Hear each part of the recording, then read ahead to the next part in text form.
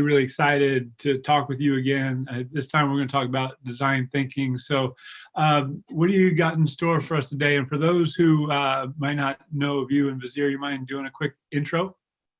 Sure. So I'm the product marketing director for Visier People Analytics Solutions. But prior to joining Visier, I was an implementation, actually prior to becoming a product marketer, I was an implementation consultant in the HCM space for PeopleSoft, a talent management company called Saba. So I've spent a lot of time in the trenches with HR people trying to transform and elevate their talent solutions and their approach to how they do things. And coming to an analytics company was an opportunity for me to start to help people solve their problems better and prove the impact of what they were doing. So that's everything I like to bring to my conversations about Visier. Well, you're doing it well, both personally and there at Visier. Stacey Harris spoke earlier today. She was giving you all some love. So, and it's well earned because you all continue to innovate. And yeah, I'm excited for, what you got to not to share. Now, forgive me, do you have slides to share or should we just jump into it? I do have slides, but I don't need to share them. I can send them out afterwards. So we can just talk about it if you want to have a conversation. Yeah, I mean, there's two things because design thinking, screams sticky notes, big wall, throwing stuff up there, and the mental models for it is obviously important. The other thing is we're in remote work, so to do that type of work in this situation that we find ourselves in, it's really important. I think you'll agree when you're talking about designing the employee experience and identifying moments that matter and all those things. But it's also, challenging. How are you supposed to actually do it and, really get deep and, when we're in this space. So I'm just interested in your thoughts in that way. And if you have slides that support that narrative, then I can step back for a second and let you have it.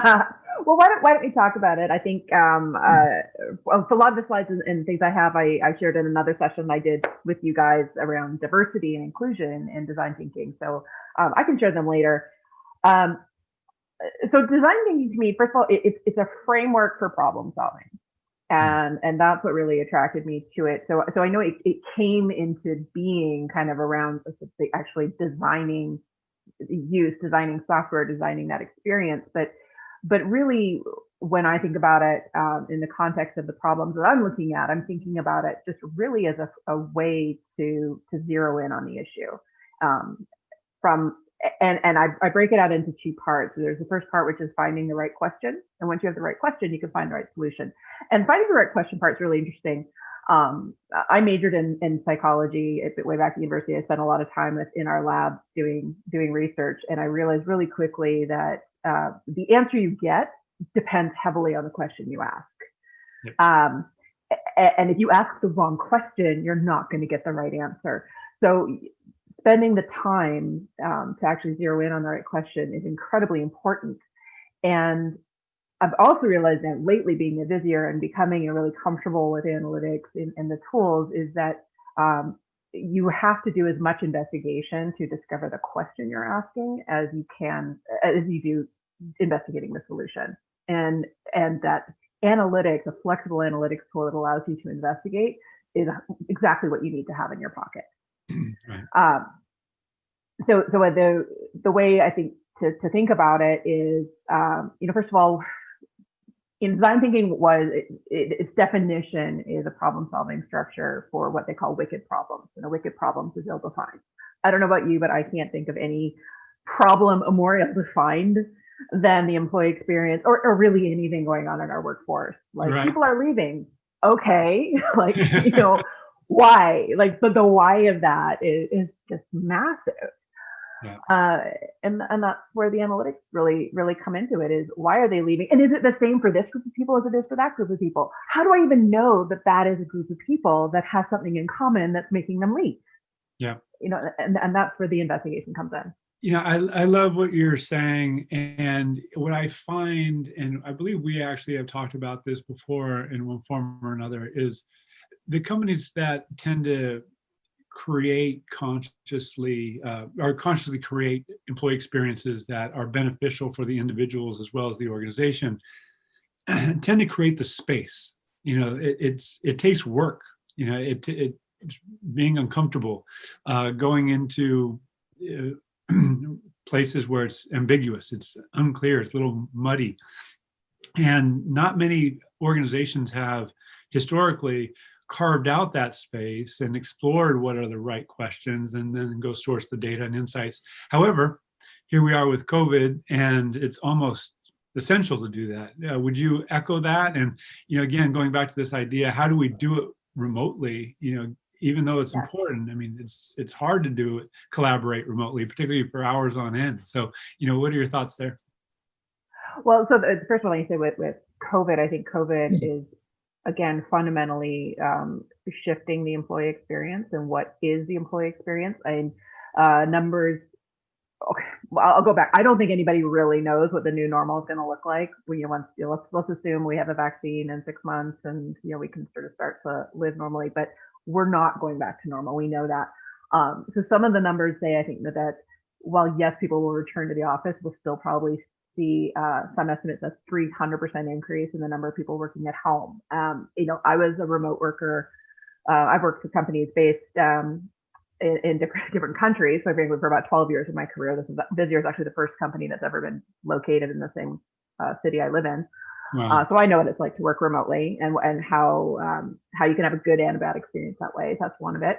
I've seen other numbers that employees' willingness to go back to work is going to depend on how much they trust their company to have their best interest at heart. And sadly, only a third of employees feel like companies have their best interest at heart. And another one is that despite everything that's happening, despite how unsettled we all feel right now in the economy, a recent salary survey, it was actually performed in Canada, but I wouldn't be surprised if it was similar in the US, had a 20% increase in the number of people looking to change jobs. My husband quit his job during COVID because he didn't feel comfortable with it. So even though we knew it was a risk, he just, the pressure, the cumulative pressure was just that much greater. So I think that's all something we have to bear in mind, that the employee experience is just that much more critical than it ever has been. A flip side of all this, of course, is that we know that engaged employees are more productive. We know that. And if we have, if we're struggling to get back to profitability, we need engaged employees who can produce. So all that is to say is that more than ever, employee experience matters. Now you go back to how can we collaborate with people for hours on end. I think when I talk about design thinking for employee engagement, I don't think we need to have maybe like hours long workshops about what to do. I mean, probably we do need to get there once you finally figure out like what the solution is. But I think as we're doing the lead up, so back again to finding the right question, I think that's a lot of work that your audience, these people analytics professionals, are just incredibly well suited for. To comb through the data, to start to look for the patterns and trends, to start to look for the segments of the population that are behaving in a similar way. Where do we see our turnover trends? What kind of 3 characteristics can sum up a population that we're struggling to keep engaged? It's bringing in some of the sentiment analysis. I don't know whether you've had it or you are having it, but we've just partnered with Medallia, so they do sentiment analysis and productivity, and so that's an opportunity to look at some of that information side by side, like what it has to do with the characteristics of a manager, for example, or a department. You can start to get that sense.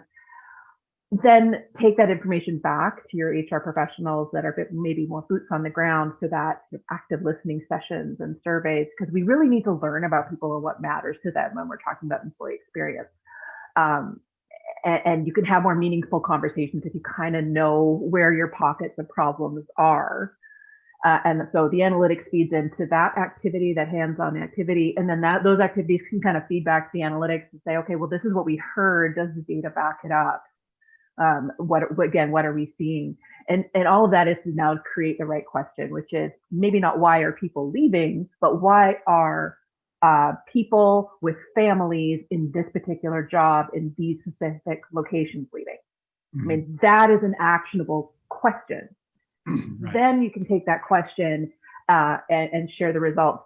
So again, the next phase, once you have that lead up, you kind of your working group has said, okay, we've found our problem.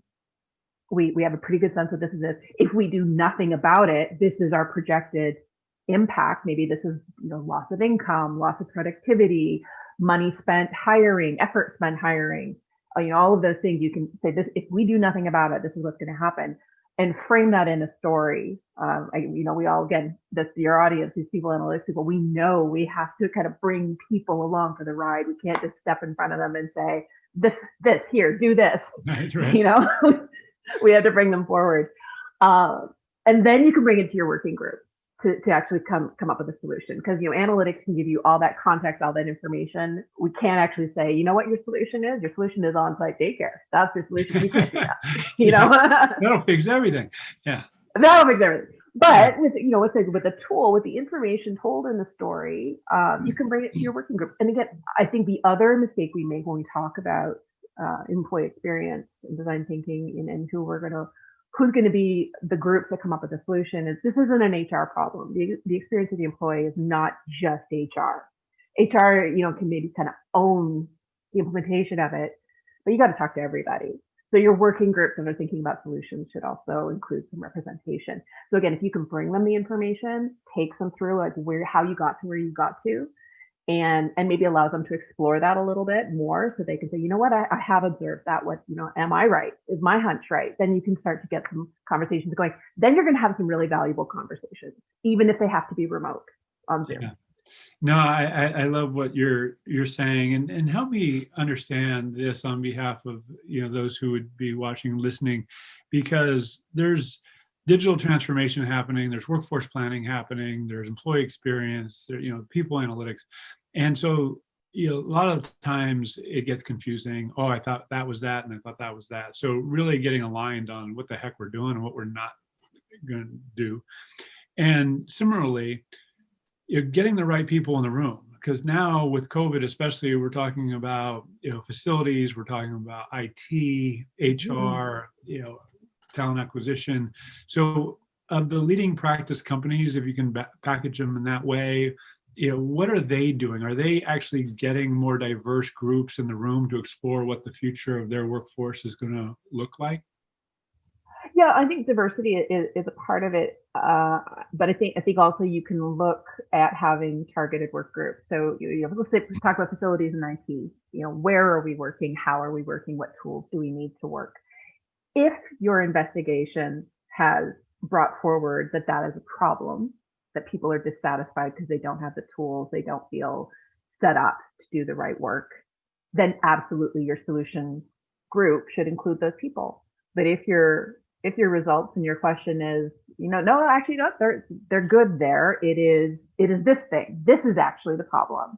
Then maybe, bring in other people. So I think the people you bring into the room from a specialty point of view, maybe depends on the specific solution you're trying to tackle. So you don't need to have everybody and their dog for every question, but because the employee experience, it is so vast, which is again why zeroing in on the right question up front is so important, because the employee experience is literally every touch point your employee has, from the moment they apply to a job to the moment they have their exit interview. It's the tools they have, it's their feelings of being productive, of contributing to the environment, of how they feel about being when they're onboarded. Do they feel enabled and empowered and given the education? And then yes, the tools. So yeah, who they have is going to depend on the question you ask, and it just shows the importance of laying that groundwork, that foundation, because working group A with too many people is not going to accomplish very much.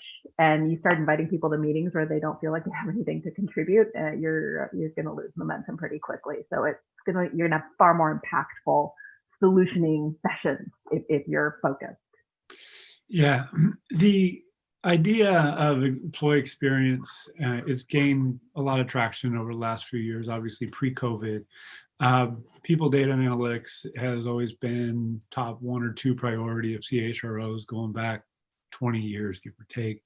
And so here we are, and we have, in some cases, competing entities within organizations. We have digital transformation again over there. So where I am getting really curious about the new way we're going to be moving forward on an ongoing sustainable basis, because we had these tiger teams or crisis management teams that were spun up in response to COVID. Some are, pardon me, are being sustained beyond like the initial flash of, oh, what the heck do we do? Now we're in second or third wave or whatever you want to call it. And we're going to be oscillating for the foreseeable future, depending on what happens with the vaccine. So what I'm getting at is, how do you see people, analytics professionals, should we be facilitators? Should we defer to employee experience to organize these design thinking sessions? Should we wait for an executive mandate to go and do this design thinking work and look at an employee experience? Where does it start from your perspective? I am a big believer that if you believe in something, that to try to champion it. And I think if we in the analytics space were to wait for our CHRO to say, hey, you know what, I think will help us, design thinking, I think you're going to wait a long time. Yeah. I think if you can, maybe not, I mean, you can bring up the expression. I know there's, I'm not the only person who thinks about design thinking in the context of employee experience. There's a lot of really great articles online you can find. But you don't have to use the term if you think it's going to spook people. Because I think what really stops HR from tackling these big things is because they are so nebulous and fuzzy. So they kind of throw a dart at the wall and say, you know what, this is what we're going to focus on. It'll make the employee experience so much better. So I think from a people analytics professional perspective, you can say, look, we can do this from a really thoughtful, methodical way, and zero in on our actual problems. That will help you figure out a good workable solutions. And then you bring it back to me and I'll help you measure it. I'll help you measure if you're on the right path or not. But I think that it's something that we kind of need to illustrate and take them by the hand. That sounds patronizing. I don't mean that. But I think kind of walk them through it because for a lot of people, especially if they're not used to integrating data into their daily lives, we think about analytics a lot of times for those big pictures, especially if we're, building everything from scratch, we might get like a big flash of insight every 3 months when we finish our building. So we maybe it's a little harder to imagine it as being an investigative tool, a little bit more like a navigation tool. So I think if we can kind of help them see, look, I know employee experience matters to you. I can help you figure out where to focus. I can help you figure out who to focus on. I can help you build a business case. One of our customers, Pitney Bowes, use their data analytics teams. They partnered with HR. They figured out which pocket of people where they had a turnover problem and calculate the ROI on reducing that turnover problem. So the two things allow them to get the buy-in to actually do something. So I think we need to present that opportunity to HR and say, let's try this. There are lots of great consultants out there that can then facilitate the solutioning. But again, don't go into the solutioning session without a good idea of the problem you're tackling, and that brings it right back around to people analytics. Help HR see where the problems are. Yeah, no, I like that you're starting with the problem, and you've also alluded to it a couple times. What is the role in your experience and your thinking around the use of personas? And a related question is, do you see this being an annual refresh process? I imagine it depends, but I've seen design thinking initiatives or not even an initiative, just as a tool, as a technique, just come and go. It's like a fly by night thing. It's like, oh, we tried that, shoulder shrug, move on. But others have actually made it part of their strategy formulation process and really sunk their teeth in. What are your thoughts there? So I'll address the first one first with the persona things. Like I said, I do think it's really important to not think of your employees as a monolith, because they're simply not.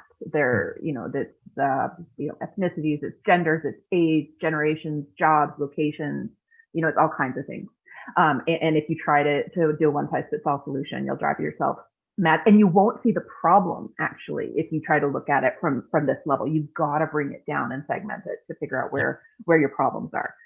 That's, I think, the number one problem we have. It's figuring out what to do. But the next one is whether you should do it constantly. I think you can't tackle everything all at once. There's going to be a series of opportunities and risks. So I think it's a good idea as an organization to, and for people analytics team to sort of do a sweep on a regular basis of, okay, here's where we see opportunity and risk. What matters to us. We'll investigate a little bit more and surface out some things we can do something about. But I think I would make it part of your regular routine. Do it small, incremental changes. That's how you change things anyway. And that's the difference between a great and a good organization. Good organizations do enough. Great organizations are constantly looking for ways to elevate their game. Yeah, no, it's as you say that, it screams like good to great. And obviously the book is almost 20 years old now, and there was How the Mighty Fall came after, because many of the good to great companies fell off after the book was written. And there were 4 key reasons. One was the hubris of success, and which was a derivative of stopping learning, that they got this figured out. And obviously COVID disrupted everybody. You can't just press reset on your business model. You have to learn, have to adapt. Then it invites the question, how do we learn? How do we adapt? And not many organizations had those agile processes in place. And what I hear you offering up is just a means in which to be flexible, be adaptable, have that embedded agility in terms of how you're acquiring talent, developing, compensating, communicating on down the line. Is that right? Yeah, no, exactly. And things are changing. Things are changing so quickly. First of all, I guarantee you, if you had all the resources in the world and could dig into every problem that you had in employee experience, you would still need 5 years to tackle everything. So even that initial investigation, you're going to take some time. But things are changing so fast. And the initiatives are changing so quickly. Your priorities are changing. So just they're constantly doing a sweep. So, you come up with your first question, the team figures out their solution, you start monitoring it. Okay, that right there, you're like, all right, this is working, this isn't. So let's expand, let's contract, let's revisit, and then let's figure out the next thing, and kind of just like a constant evolution, because it is going to change. Everything is changing so quickly. Yeah. And what matters changes. Right? Yeah, you're absolutely right. What matters, and that actually is going to inform my next question, because if we go into a design thinking process, we're looking at problems, we're looking at the specific problems or different personas, and very quickly it gets to, well, how are we going to measure this? How do we know it's actually a problem? How do we actually know we're improving this dynamic that we're observing? So like you, having been in the space for a long time, it was often the case where we diagnose a problem, maybe put an initiative against it, responsible person, and on the far right of the spreadsheet, there would be, how are we going to measure it? And now it's more ingrained in the whole, not only solutioning, but ingrained in the assessment of what's going on. So, this might seem self-serving, but it's just a matter of fact, is that Visier highlights what is happening given the ability to aggregate and analyze and visualize and tell stories around data. So can you talk to that unique, whether it be Visier or anything else, just that essential need for data-driven insight to inform what's happening and what to do about it? Yeah, no, it's, let's step you through. Like I said, I break design thinking into two chunks, which is find the question, find the solution. So finding the question is, first, opportunities and risks. Where can we be doing better? Where are we at risk of failing? Right there. If you can't answer those questions with confidence, you need data. You need to be able to investigate your data. You need to be able to say, our turnover is too high, or our employee satisfaction has dropped, or whatever it is. The next one, segment your population. As we talked about, you need to know who. You cannot do that unless you can slice and dice your data and look at how does your engagement go up or down depending on what kind of filters you apply. You need to be able to dig into that. So again, data, that's how you get there. The risk of not doing anything, data. What's the cost of replacing people? What's the cost of hiring people? Where's our productivity coming up and down? How much are we paying for overtime because people are calling out sick because they're stressed? That kind of stuff. Data. And then finally, zeroing in on your questions, and building that story around it. It's like, okay, we found that we have a higher than average turnover here. It is costing us this much money. It's impacting these people. This is the question we should focus on. That is a data-driven thing. And then packaging that up in a way to bring back to your business stakeholders and say, we think the best opportunity for you to make an impact on your organization here. This is, how we got here. Look, see for yourself, investigate. All analytics. Now, the flip side, we talked about the measuring of it. You've already created a data story to get there. You've already been able to say these numbers are problematic and we need an intervention that'll turn them around. So if your intervention works, those numbers are going to start to turn around. Mm-hmm. You're going to start to see your sick days come down. You're going to start to see your engagement levels go up, your turnover numbers come down. Your first year turnover changing, time to productivity, whatever it is you have measured to identify the problem is what you're going to be monitoring to make sure that your solution is having the right effect. You can do, test groups, pilot groups. Let's try it here in this particular location. If it works, we'll roll it out to other locations. If it doesn't work, then we need to investigate a little bit more and rethink what we were doing. But you have already laid the foundation.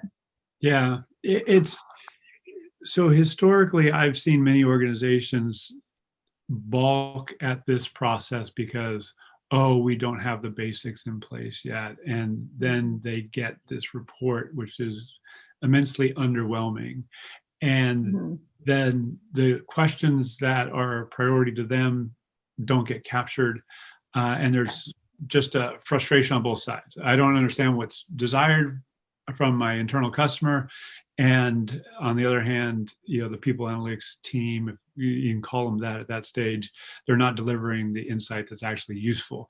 So what I have long thought, and I've seen it work, at least from my perspective, is have the conversation first. And then, to your point, identify the problems, and then you can identify the data that's required to help solve the problem. And that would then set priorities, because now we're in this phase of our evolution, is that formerly we just looked internally for the existing data within our system, inside the organization, in other words. But now we can bring in external data, and we can create new data on an as-need basis in a much more agile, quick and appropriate way. So it's a leading question so far as, would you advocate, and it sounds like you would, just having the conversation first, as messy as it might be, and then out comes these questions and means in which to generate data-driven insight to help it? You know what, I do and I don't. I think there's actually a real benefit to doing a naive analysis of just let's look and see what's there. Because I think it's one of the services that we offer for our customers is a naive analysis of their data. And I could say one of our customers, huge electronics company, none of the problems they thought they had were problems that they had. So I think it's really good actually to go in unbiased and do some investigation. But after you've done the unbiased investigation, I think you can start to say, this is what we found. What did you think we were going to find? Let me look, let me see. I think you can start to reconcile them and come across. I also, like you said, the measuring question, I think that's a really valuable question about how you measure success, because there's kind of a level of learned helplessness in a way about what we can measure. Is that a huge chunk of my background is spent in learning. Hopefully we have time for me to do this anecdote. And I was with a company called Saba. They've been recently acquired by Cornerstone, and Saba was one of the first customers that our first LMSs to build in a social learning platform. And what I mean by that is it was possible for me to post a document, no class. You didn't have to sign up. You didn't have to take a test. Or just a job aid or a video or whatever. And I'd be talking to people or on webinars or in customers. I say, you know what, this is awesome. This is a really great way to train people. And they say, well, but how do I show that people have learned something? There's no register. So, well, how do you show that they've learned something if they sign up for your class? Like, well, I have a registration. I have the final assessment. But that doesn't show learning, right? Your goal with so you have to think about what your goal is and actually how you measure it. So a goal with learning, for example, is presumably a change in behavior, whatever that might be. And so I think, but it takes some probing to get there. It's like, oh, right. Because for so long, they had been measuring learning success within, X number of people signed up for the course, X number of people completed the course, and X number of people got over 70%. That really doesn't measure anything. So I do think we need to fundamentally rethink how we measure things and then look for the source of data that will capture that. Yeah. So for your customer success team, what is their time to close? What are their ratings? For your sales team, well, sales is easy, how much did you sell? But we have that data and we can bring it in, right? So let's fundamentally think about how we do, what truly is a measure of success, where we can find that to empirically measure it, and then start to marry it up with everything else. Yeah, I can't agree more. I just have seen so many anchored by what exists, as opposed to take a more resourceful, creative approach and say, hey, yeah, we can create that. We can go find that. And if not, that's good to know too. It's like, hey, we'll get to that, in the future. So that's great insight. And I also appreciate the idea. Would help me again. Problem first, then solution. So just very basic 2-step process. Question. Find your question and be open about it. Because your question will help define your solution. Yeah. Well, Caitlin, it's always a pleasure talking with you. Thank you for your energy, your commitment to the space, and what you and Visier bring to the community. So thank you very much, and have a great rest of the week. It was a pleasure. See you before too long, maybe up there in Vancouver. Yes, I hope so. Yeah, I want my daughter to, I'm bribing her to apply to BC, University of British Columbia. So. Oh, you should. You should. Yeah. It's a great school. All right, Caitlin, you be well.